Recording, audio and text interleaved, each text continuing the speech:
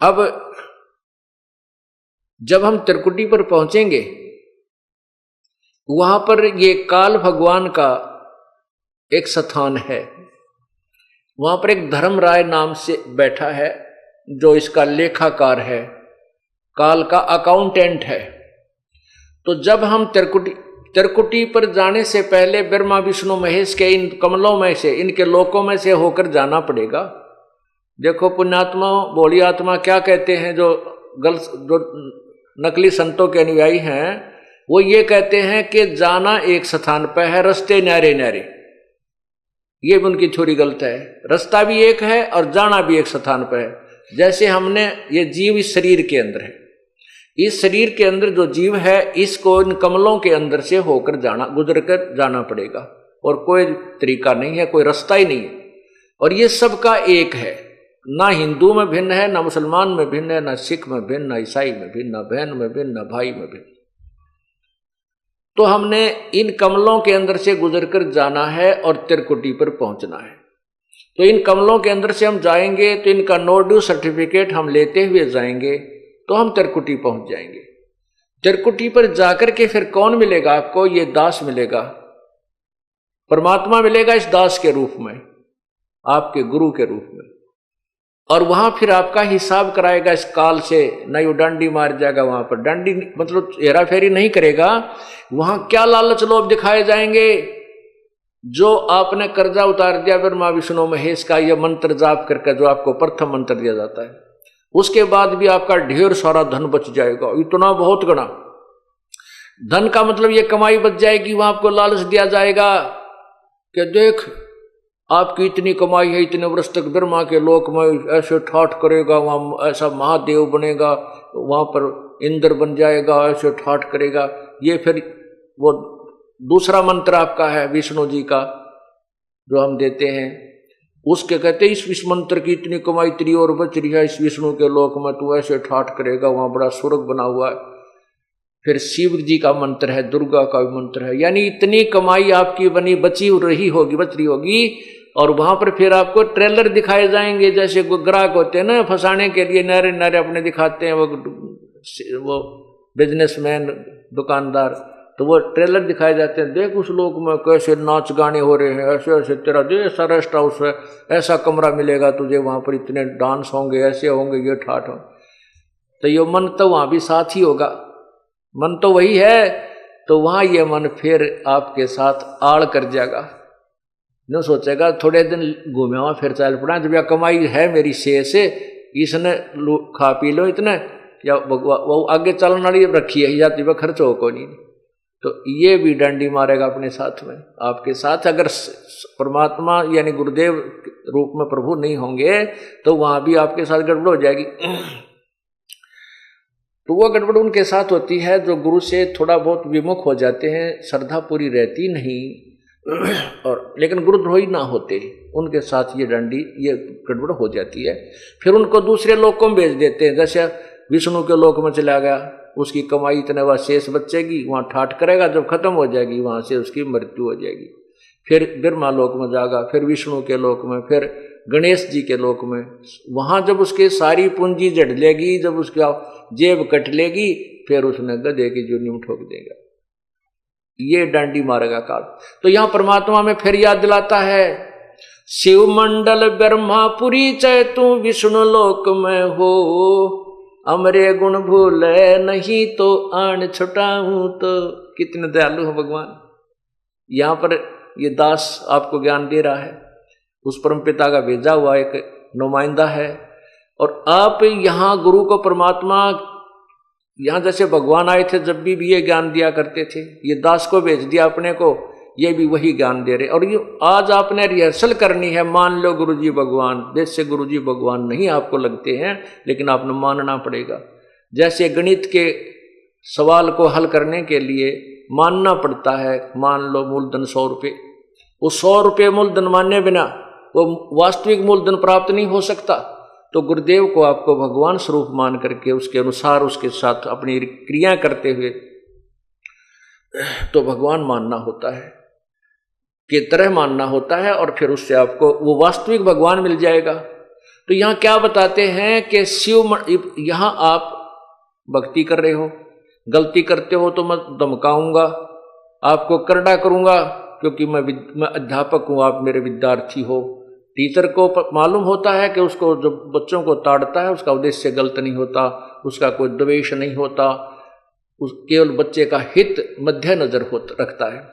तो इससे क्या होता है कि कई अनजान अंदर अंदर दुख मान कर सत्संग में आना बंद कर देते हैं। वो गुरुद्रोही नहीं होते, कुछ ऐसी पुण्यात्मा होती हैं वो सत्संग छोड़ देते हैं, लेकिन गुरुद्रोही नहीं होते, छोटी मोटी बुराई सुराई भी कर लेते हैं। तो उन गेला बनती है, तो फिर वो चले जाते हैं ऊपर ऊपर जाते हैं, उनको कहेंगे तेरी इतनी कमाई इस मंत्र की रह रही है, इतनी बन गई है, इसकी इतनी बन गई है।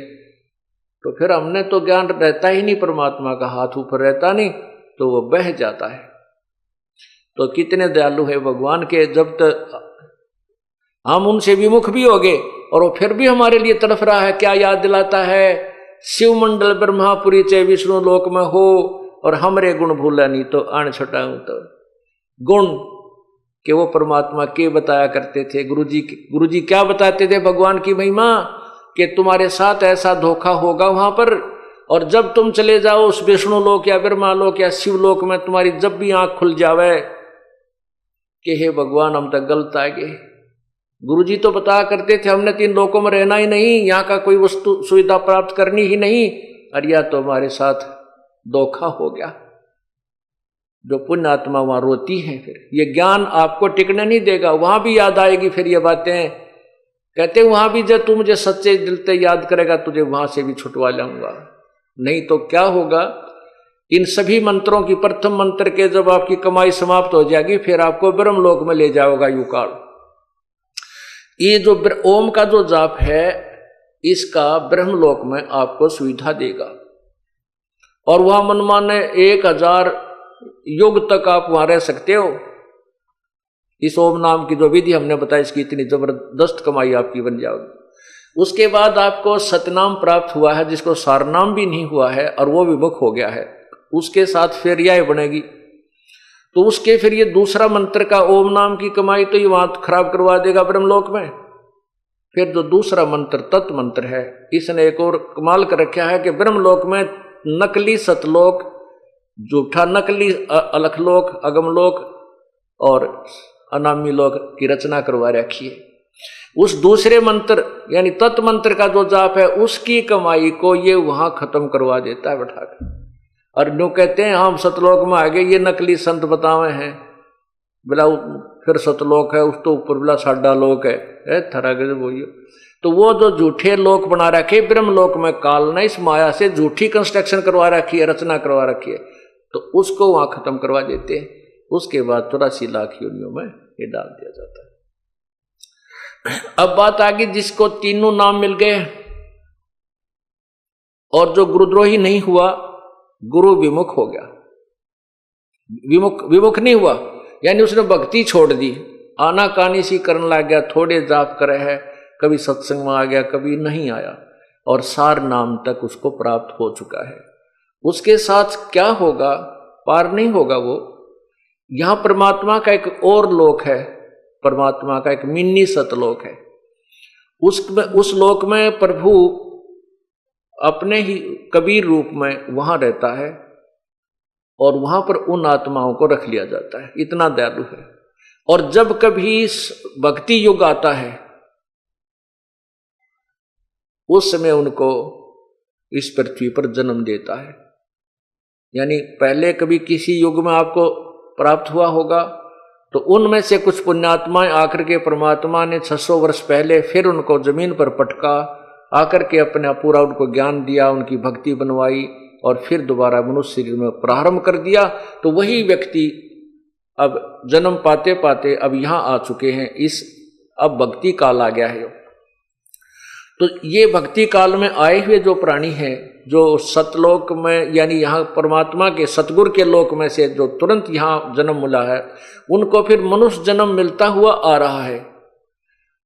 जैसे वो 64 लाख परमात्मा के शिष्य हुए थे आज तक 600 साल पहले, 550 वर्ष पूर्व।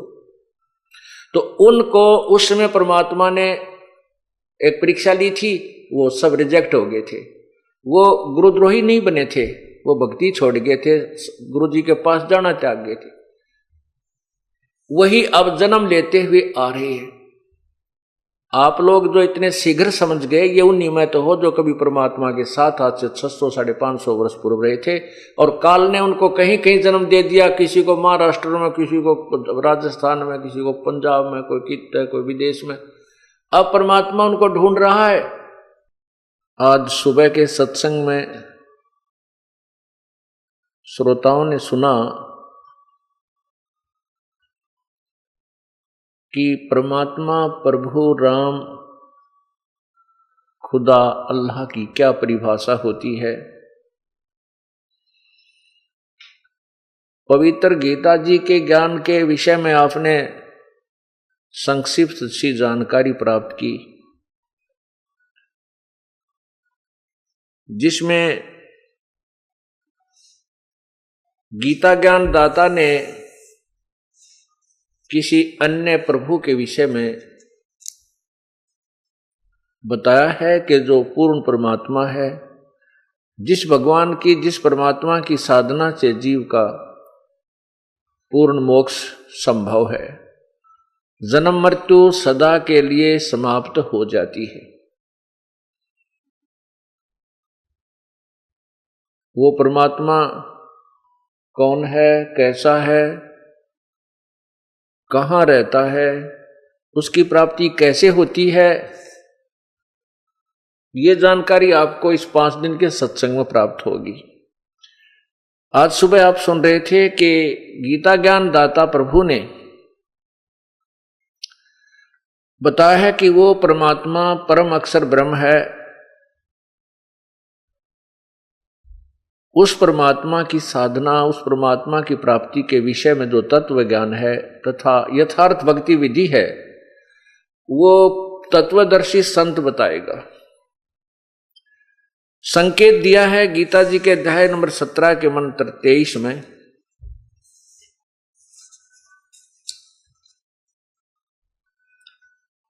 कि ओम तत्सत इति निर्देश ब्रह्मण त्रिविध समर्थ।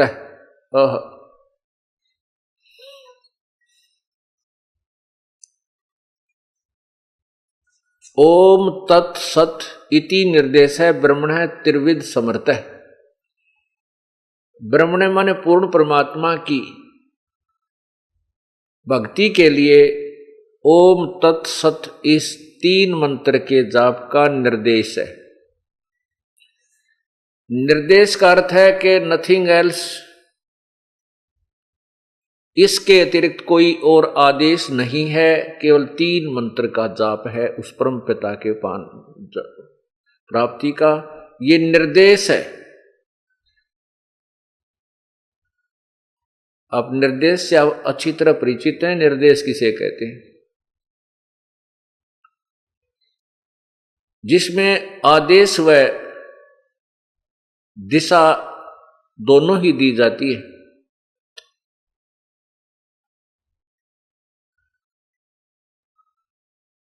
ओम तत्सत इति निर्देश ब्रह्मण त्रिविध समर्थ।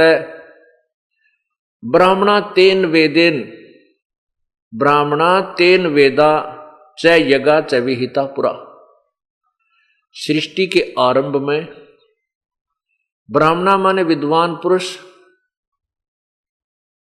तत्वदर्शी संत, इसी ज्ञान के आधार पर अपनी धार्मिक क्रियाएं किया करते थे। गीता जी में लिखा है कि अर्जुन, ये ज्ञान कुछ समय तक तो ठीक चला, ये ज्ञान मैंने पहले सूर्य से कहा था। 4थे अध्याय में गीता ज्ञान दाता कहते हैं कि अर्जुन, ये ज्ञान जो आज गीता जी में बताने जा रहा हूं, यह ज्ञान मैंने पहले सूर्य से कहा था। ये सूर्य नहीं जो आग का गोला है, एक सूर्य नामक देवता है,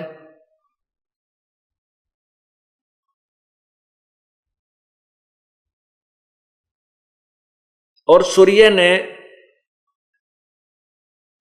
मैंने इस अविनाशी योग को सूर्य से कहा था और सूर्य ने मनु से कहा। मनु ने अपने पुत्र राजा इक्ष्वाकु से कहा। गीता जी के अध्याय नंबर 4 के मंत्र 1, 2 और 3 में, हे पुरुषोत्तम अर्जुन, हे परंतम अर्जुन, इस प्रकार परंपरा से प्राप्त इस योग को राज ऋषियों ने जाना। वह योग बहुत काल से इस पृथ्वी लोक में लुप्त प्राय हो गया था। प्रारंभ में कुछ ऋषियों ने और उसके बाद कुछ राज ऋषियों ने इसके अनुसार साधनाएं की। बाद में ये गुप्त हो गया था, समाप्त हो गया था। ये अब मैं बता रहा हूं।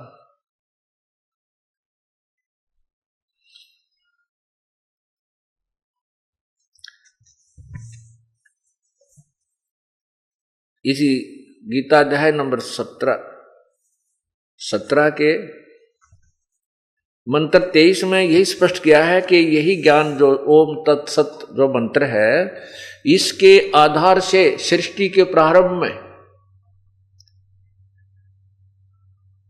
विद्वान पुरुष अपने धार्मिक अनुष्ठान किया करते थे। अब जैसा कि आज आप दिन में सुन रहे थे कि गीता ज्ञान दाता परमात्मा कह रहा है कि मेरे लेवल की सभी पूजाओं को तू मुझ में छोड़कर उस एक सर्वशक्तिमान परमात्मा की शरण में जा, फिर मैं तुझे सभी पापों से, दुखों से मुक्त कर दूंगा, तू चिंता मत कर। उस परमात्मा के पास जाने की विधि का भी सुबह आपको कुछ संक्षिप्त सा वर्णन दिया था कि हमारे शरीर में कमल बने हुए हैं। इन कमलों में भगवानों की, ब्रह्मा जी, विष्णु जी, शिव जी, दुर्गा और गणेश और ज्योति निरंजन, सहस्रार कमल में ज्योति निरंजन है, इन भगवानों का वास है।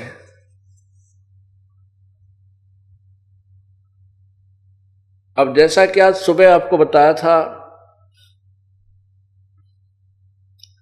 कि जो मंत्र आपको पहले दिए जाते हैं 7 मंत्र, वो 7 नामों का जो एक जाप है, उसमें से 5 नाम जो हैं गणेश जी, सावित्री ब्रह्मा जी, विष्णु भगवान लक्ष्मी जी और शिव भगवान और पार्वती जी, और कंठ कमल में जो दुर्गा जी, इन 5 के ये नाम हैं।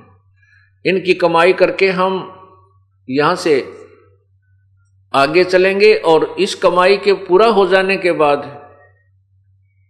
जो ये दास आपको मंत्र देता है, ये 5-7 प्रथम मंत्र, ये 5-7 नाम का होता है।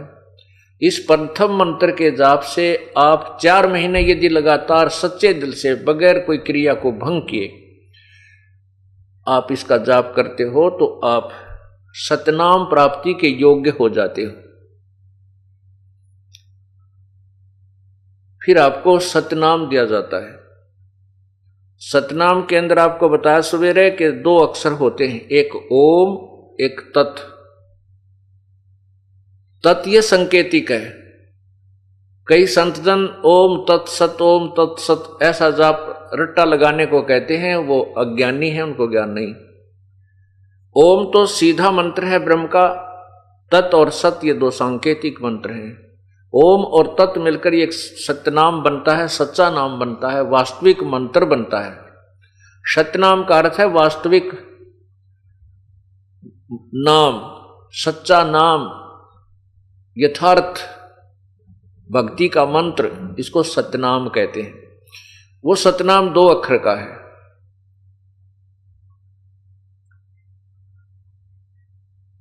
उसके बाद फिर आपको सारनाम दिया जाता है, जैसे ओम तत् और सत। ये सत जो तीसरा मंत्र है, ये सार नाम की तरफ संकेत है, ये सांकेतिक है। अब जैसे आपको बताया था कि आप जो प्रथम मंत्र का जाप करते हो, इनमें ब्रह्मा विष्णु महेश शिव जी और गणेश जी दुर्गा जी की जो हमारे ऊपर ऋण है वो आप ऋण मुक्त हो जाते हो, शेष कमाई भी बच जाती है। और जो गुरु से विमुख हो जाते हैं, विमुख नहीं, जो बीच में भक्ति त्याग देते हैं, गुरुद्रोही नहीं होते हैं, वो जब त्रिकुटी तक पर पहुंचते हैं, जिनको सतनाम भी प्राप्त हो जाता है, तो त्रिकुटी पर पहुंच जाते हैं, तो वहां जाकर के इनके साथ फिर एक और ठगी होती है, वो जो सुबह आपको बता दी गई थी कि वहां उनको लालच दिया जाता है कि आप के पास इतनी भक्ति कमाई होगी है, आप ब्रह्मा जी के लोक में, विष्णु जी के लोक में, शिव जी के लोक में इतने इतने हजार वर्षों तक रह सकते हो। वहां पर ऐसे ऐसे ठाठ हैं, वहां ऐसे नाचने और गाने हैं, कोई काम नहीं है, वहां सब प्रकार की सुविधाएं हैं। लेकिन वो होती कैसे हैं? वो अपने ही जेब में पैसे हैं, तो उन ऊपर के स्वर्ग रूपी होटलों में हम रह सकते हैं, खुशी मना सकते हैं, आनंद ले सकते हैं, खाना पीना बढ़िया खा सकते हैं, लेकिन पैसा अपने जेब से ही जाता है, अपनी कमाई ही नष्ट होती है। वो परमात्मा ऐसा दयालु है, जैसे आपको ज्ञान हो गया, इस ज्ञान के आधार पर कि मैं तो गलत जगह पर आ गया हूं, और वहां भी यदि परमात्मा कहते हैं मुझे तू याद कर लेगा, मैं तुझे वहां से भी छुड़वा दूंगा। जैसे आपको सुबह भी बताया था, शिव मंडल ब्रह्मापरी चाहे विष्णु लोक में हो, हमरे गुण भूला नहीं तो आन छुटाऊं। तो यदि आपको ये ज्ञान याद रह जाएगा, क्योंकि एक बार तो आदमी ये मन मस्ती में आ जाता है, लेकिन फिर इसको ये ज्ञान रह रह कर अंदर जो पहुंच गया है, ये इसको टिकने नहीं देता, फिर इसको याद आ जाती है कभी ना कभी कि तू तो गलत आ गया, ये तो अपनी कमाई बर्बाद कर रहा है। कहते वहां भी तू मुझे याद कर लेगा, परमात्मा कबीर जी कहते हैं मैं तेरे पास वहां भी पहुंच जाऊंगा और तेरे को काल के जाल से छुटवा के फिर पुनः मनुष्य जीवन दे दूंगा। और लेकिन ये काम लंबा फिर बन गया, फिर ना जाने कब कोई तत्वदर्शी संत मिले, युगों बीत जाए, धक्के खाते रहेंगे, फिर कभी गधे बने, कभी कुत्ते बने, कभी कुतिया बने, फिर कभी मनुष्य जीवन मिलेगा, फिर कोई समय आएगा परमात्मा दया करेगा, मनुष्य शरीर होगा, तत्वदर्शी संत होगा, जब कभी सूत बैठे, अवसर मिले या ना मिले। इसलिए हमने इस काम को लंबा नहीं खींचना, ये बहुत लंबा खींच चुका है। असंख्य जन्म हो गया हमने ये डले डोत्या ने, असंख्य जन्म हो गया हमने यही जन्मते और मरते हैं। तो जैसे एक गीता जी अध्याय नंबर 18 के श्लोक नंबर 66 के ऊपर विवेचन चल रहा है, उसमें लिखा है कि सर्वधर्मान परित्यज्य माम एकम शरणम व्रज। ये देखिएगा पवित्र गीता जी, श्री मद् भगवत गीता, नीचे देखिएगा, ये गीता प्रेस गोरखपुर से प्रकाशित है और इसके अनुवाद करता है जय दयाल गोविंद का। इसके अंदर से देखिएगा,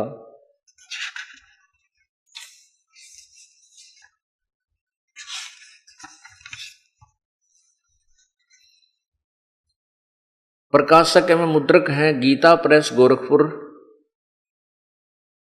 गोविंद भवन कार्यालय कलकत्ता का संस्थान। इतना इतना अब देखिए इसके अध्याय नंबर 18 के, इधर आइएगा नीचे,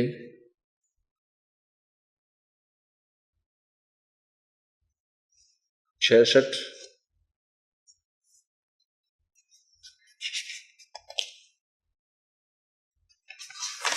ये गीता नंबर अध्याय 18, नीचे मंत्र नंबर 66। ये इसमें क्या लिखा है? सर्वधर्मान परित्यज्य माम एकम शरणम वर्ज। ये वर्ज शब्द देखना ध्यानपूर्वक, वर्ज यहां देखो, अहम तवा सर्व पापेभ्य मोक्षामि मासुच। मैं तुझे सभी पापों से मोक्ष कर दूंगा, तू चिंता मत कर। क्या लिखा, इन्होंने क्या अर्थ दिया है कि संपूर्ण धर्मों को अर्थात संपूर्ण कर्तव्य कर्मों को मुझ में त्याग कर केवल तू एक, मुझ में त्याग कर केवल तू एक, मुझ सर्वशक्तिमान सर्वाधार परमेश्वर की शरण में वर्ज माने आजा।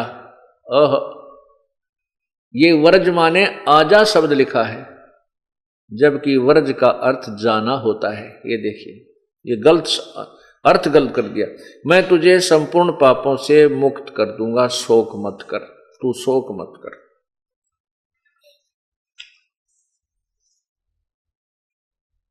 अब इन्होंने वर्ज माने जाना लिखा है। अब आपको संस्कृत शब्दकोश दिखाता हूं। इसमें स्पष्ट किया है कि वर्ज माने,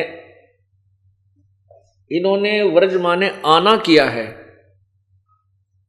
गीता प्रेस गोरखपुर से प्रकाशित गीता जी के अनुवादकर्ता ने वर्ज का अर्थ आना किया है कि तू मेरी शरण में आ जा, जबकि वर्ज का अर्थ जाना होता है। ये देखिएगा,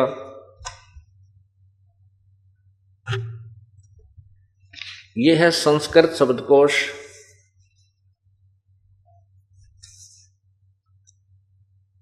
अब पुण्यात्माओं, ये तत्व ज्ञान इतना उलझ गया है, इसको सुलझाने के लिए, समझाने के लिए, सत्य को सत्य सिद्ध करने के लिए ढेर सारे प्रमाणों की आवश्यकता पड़ती है। संस्कृत हिंदी कोश वामन शिवराम आप्टे, नीचे कहां से छपी है ये देखिएगा, मोतीलाल बनारसी दास पब्लिशर्स प्राइवेट लिमिटेड दिल्ली से। इसके 993 पृष्ठ पर देखिएगा, ये वर्ज शब्द है। इसका अर्थ है जाना, चलना, प्रगति करना, आना नहीं है।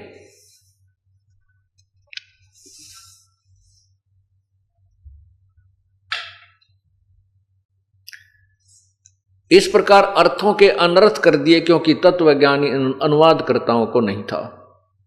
एक इस गीता में नहीं, आप आज तक वर्तमान तक जितने भी अनुवादकर्ताओं ने गीता जी का अनुवाद किया, सभी ने यही अनर्थ किया हुआ है। इससे सिद्ध होता है कि अभी तक हमारे को अपने सदग्रंथों का यथार्थ ज्ञान भी नहीं प्राप्त हुआ। भक्ति तो हम कहाँ से करते, जब हमें अपने सिलेबस का ही ज्ञान हमारे तक नहीं पहुंचा तो हम पास कैसे होते, हम परिणाम परीक्षा में कैसे सफल होते। अर्थात अभी तक हम अधूरे ज्ञान पर आधारित रहे और भूत पितर स्वर्ग नरक इन्हीं चक्रों में, 84 लाख योनियों के चक्रों में हम भ्रमते भटकते रहे।